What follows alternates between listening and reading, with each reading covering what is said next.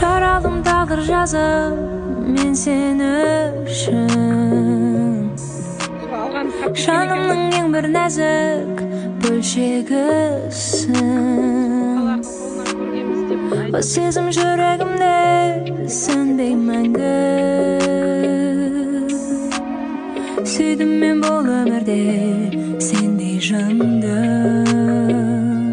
сендей жанды, сендей жанды, сендей жанды.